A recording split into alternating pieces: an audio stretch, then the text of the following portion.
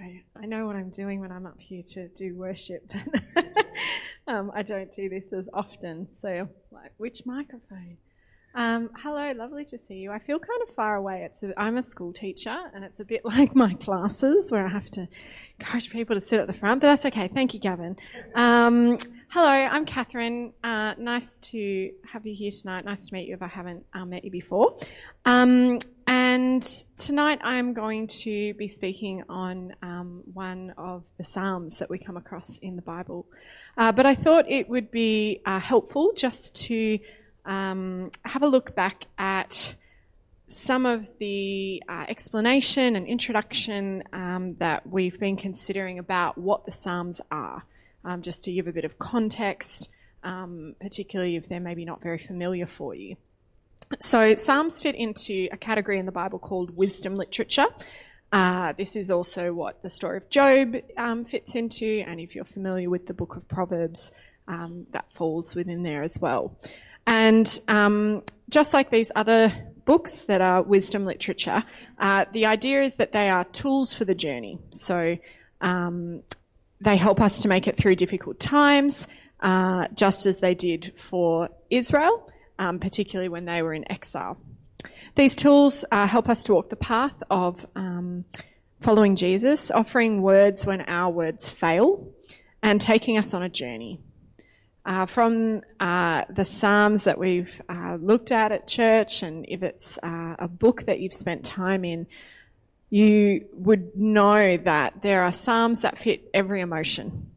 They're very, very good at expressing experiences and thoughts and ideas and hopes and fears and all these different things that we go through as humans. Psalms offer words when we have none.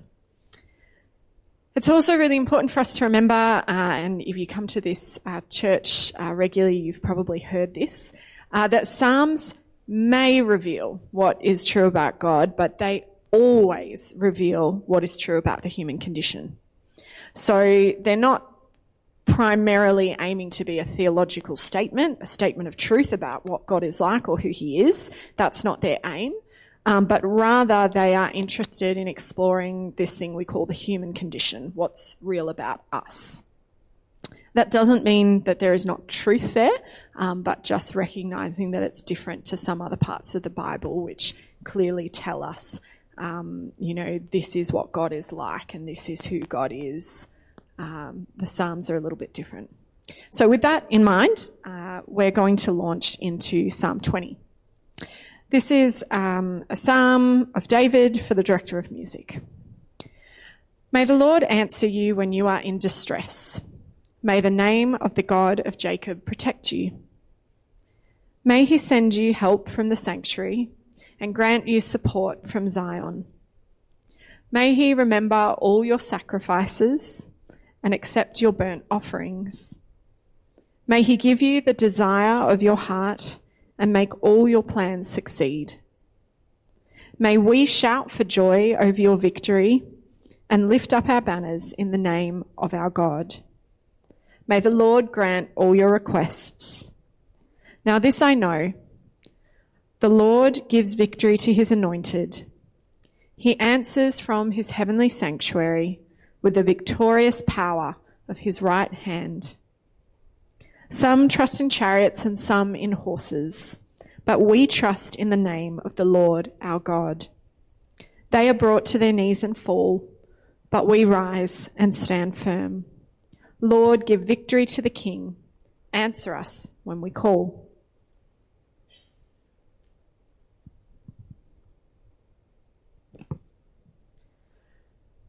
I wonder if you have ever said something that you wish you could take back.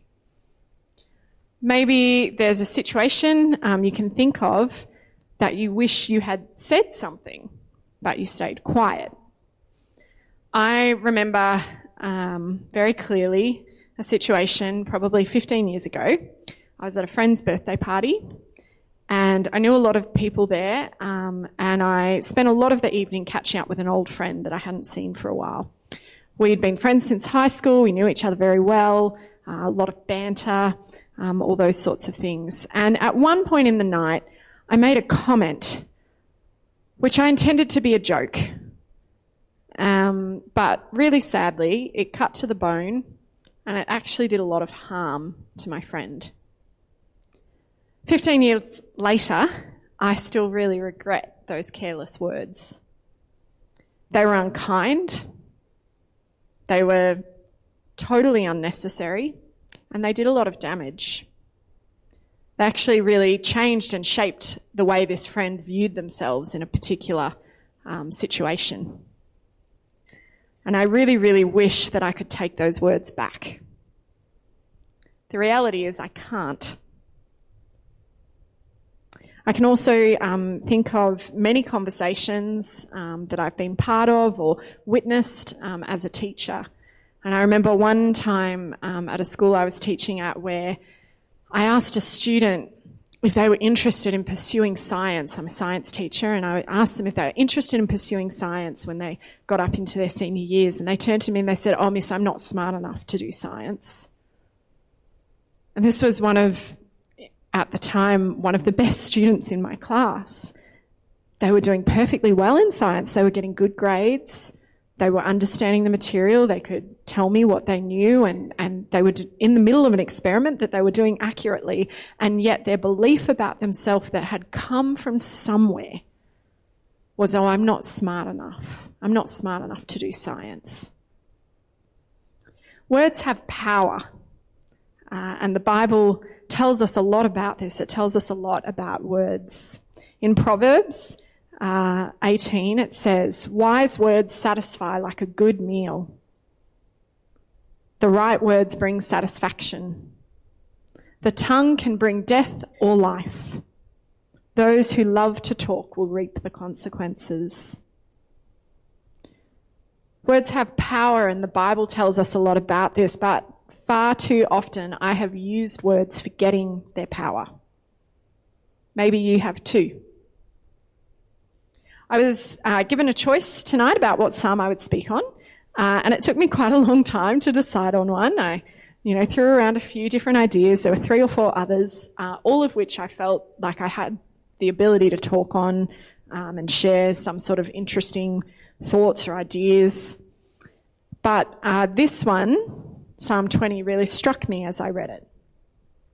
There are a few reasons for that. Firstly, it read very differently to other psalms and wasn't particularly familiar to me.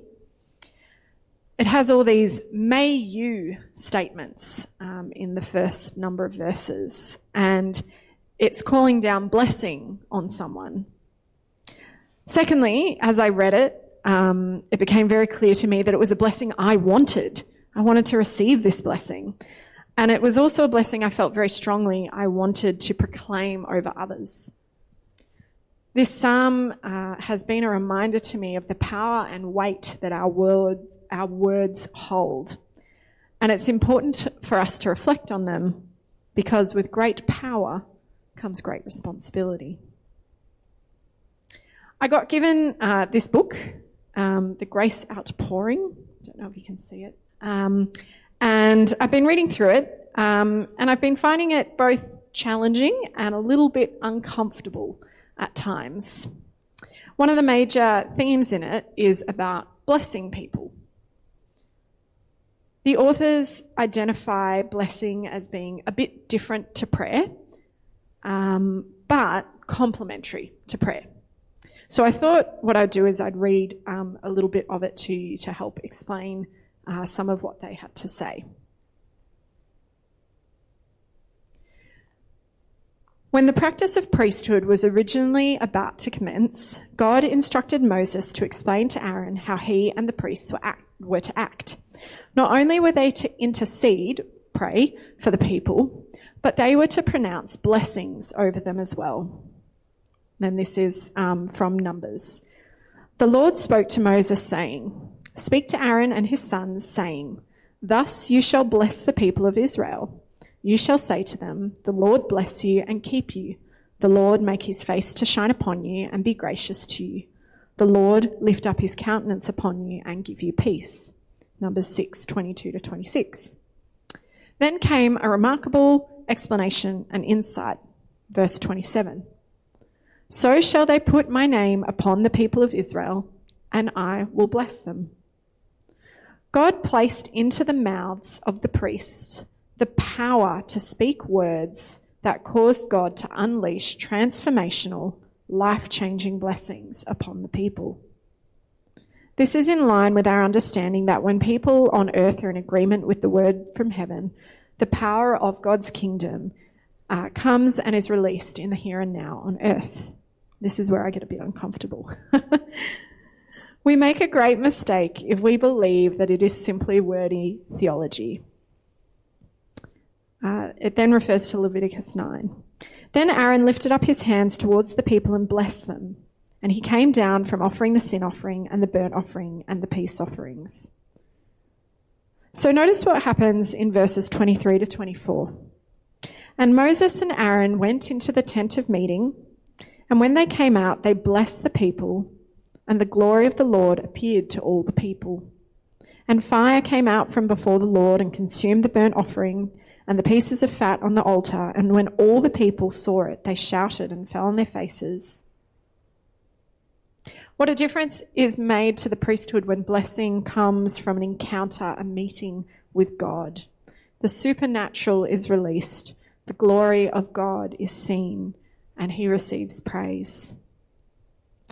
They then go on to talk a little bit about what does it actually look like to bless someone, and how is it different to praying for someone. And one of the things they talk about is saying, I bless you. And he says, notice the personal pronoun, I. It is I who is pronouncing blessing in the name of Jesus over the person. I have not prayed to God for a blessing, but have spoken a blessing, using the authority Jesus gives us to pronounce blessing on the people so that he may come and bless them. This is what Jesus commissioned us to do when he drew us into the kingdom of priests.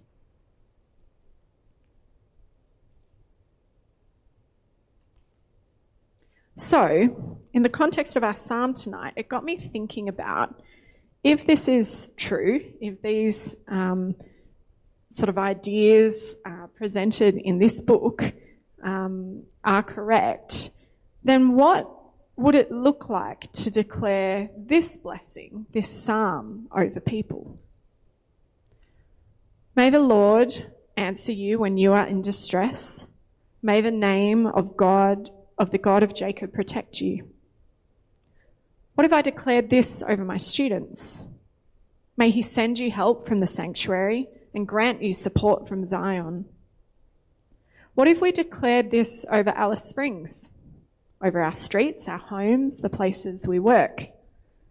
May he give you the desire of your heart and make all your plans succeed. May we shout for joy over your victory and lift up our banners in the name of our God. May the Lord grant all your requests. At this point, you might be thinking similarly to what I've been wrestling with. Well, how is that any different to what I've been praying?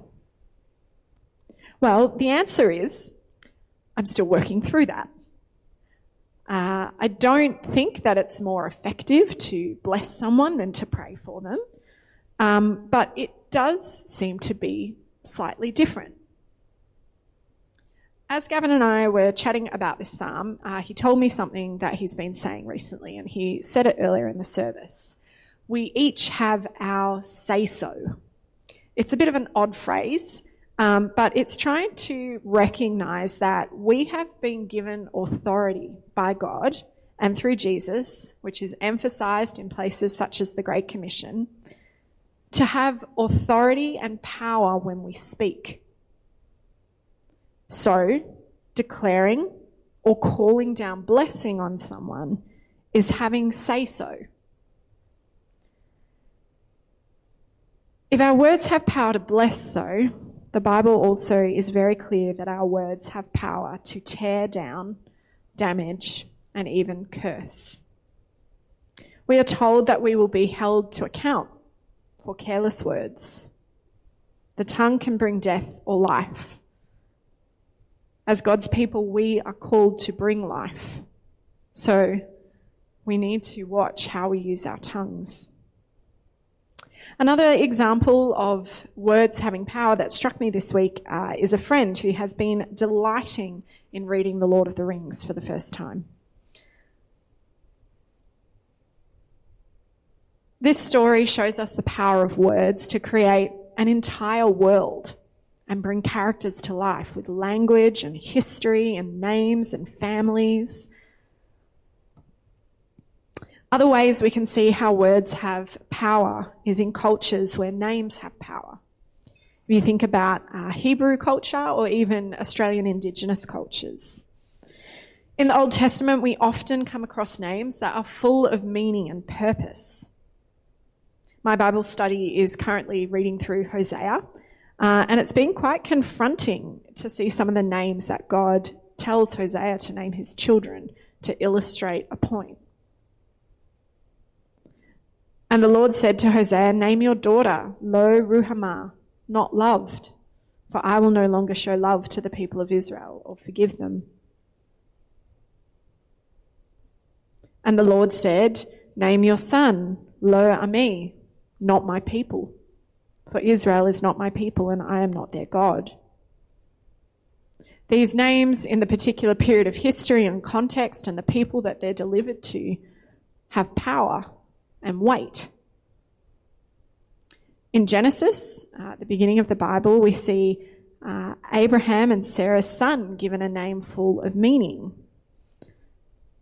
And the angel said, "You are now pregnant and will give birth to a son.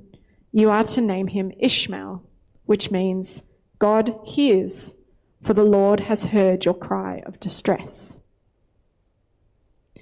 If you're familiar with parts of the Old Testament and some of the stories there, you might be aware that God has a bit of a habit of changing people's names. It's something he does quite often, and then Jesus carries this tradition on in some instances in the New Testament as well. In Genesis 17, verse 5, it says this, "What's more, I am changing your name. It will no longer be Abram. Instead, you will be called Abraham, for you will be the father of many nations." Similarly, in many Australian Indigenous cultures, we see that words and names hold weight and power. An example of this that you might be familiar with is that often you don't use the name of someone who's deceased until the family or the community gives permission for that name to be used again. Now, I know that there are certain beliefs, spiritual beliefs and practices around that, but the point I'm making is just that there is a recognition that a name is not meaningless and words are not meaningless. Spoken word is not meaningless.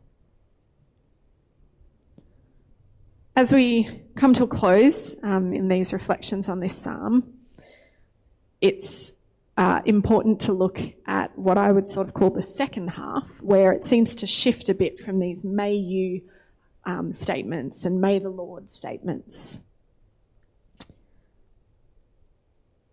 "Now this I know, the Lord gives victory to his anointed. He answers him from his heavenly sanctuary with the victorious power of his right hand. Some trust in chariots and some in horses, but we trust in the name of the Lord our God. They are brought to their knees and fall, but we rise up and stand firm. Lord, give victory to the King. Answer us when we call." I think it's also worth noting that there are some exclamation marks used in this. When or why did David write this psalm? Well, obviously, it is revealing something about his human condition, an experience that he is in, and something that he is crying out for. But there were some key things that stood out to me in this. There is confidence in his declaration. It is not even a request that God would answer, but a declaration that God does. It shows confidence in who God is, that he will use the victorious power of his right hand. And it also highlights the belief and the trust in the consistency of God's character, his actions, his response. David is sure and confident of what he will receive from God. As we come to a close, what I would like to do, what I think is fitting, is to actually declare this psalm as a blessing over you, over our church, and over our community. And I checked that I'm allowed to do that. I will change one word in it. You might have noticed it says in the second last verse, Lord, give victory to the King. I'm going to ask for victory for us. May the Lord answer you when you are in distress. May the name of God of Jacob protect you. May he send you help from the sanctuary and grant you support from Zion. May he remember all your sacrifices and accept your burnt offerings. May he give you the desire of your heart and make all your plans succeed. May we shout for joy over your victory and lift up our banners in the name of our God. May the Lord grant all your requests. Now this I know, the Lord gives victory to his anointed. He answers him from his heavenly sanctuary with the victorious power of his right hand. Some trust in chariots and some in horses, but we trust in the name of the Lord our God. They are brought to their knees and fall, but we rise and stand firm. Lord, give victory to your people. Answer us when we call.